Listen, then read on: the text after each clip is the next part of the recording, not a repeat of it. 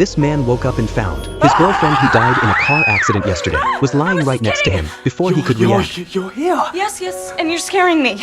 She wrapped her arms tightly around him. Through her touch, she told Ian it was just a nightmare. The pain of losing her and the joy of getting her back left Ian overwhelmed. He rushed to express his love for her, but soon he realized something wasn't right. She said the exact same things as yesterday and acted the exact same way. He started thinking maybe this wasn't a dream. Even he was wearing the same suit from yesterday. As he took it off to change, a thought suddenly hit him. He ran straight to the kitchen. Thankfully, this time she didn't burn herself on the coffee pot, but moments later, she still burned her hand. Ian started to panic. On their way to work, he took a different route, trying to avoid the guy who spilled soda on her sweater yesterday. But somehow, they still ran into the same people. Ian rushed to protect her, but in the very next second, another passerby still stained her sweater. He was terrified, afraid yesterday was happening all over again. Because he knew this wasn't just a dream. Ian told her he knew everything that was going to happen today. The surprise, the burn, even the ruined sweater. The more he spoke, the more emotional he became. Mantra looked at him, totally confused. What happened in the dream that freaked you out so badly?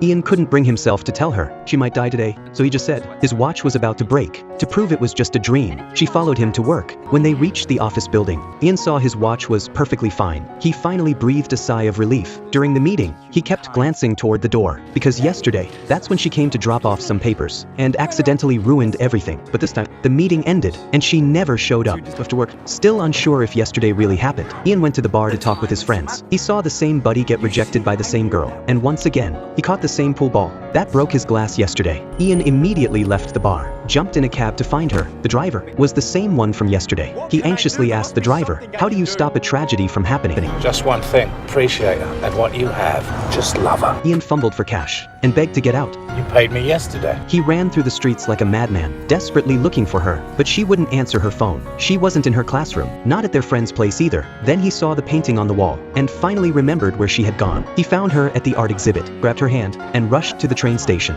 After seeing a near car accident on the way, Ian became even more certain they had to leave London. He told her to go buy any ticket she wanted. Anywhere was fine. She came back quickly, ticket in hand. After boarding, Ian saw the familiar scenery outside the window. That's when he realized she had chosen his hometown. She wanted to meet his family, see where he grew up. They hiked up the mountain, where Ian used to go as a kid. Suddenly, rain began to fall. They ran to Ian's old house for shelter. Mantra asked why he never talked about his family or friends. Ian didn't want to go into it, not right now. Then he accidentally bumped his arm on the fireplace. He slowly pulled up his sleeve. His watch was broken, just like he feared. Ian's heart was full of emotions that he couldn't put into words. And in that moment, he finally understood what's meant to happen will always happen. If you had one day left, what would you do?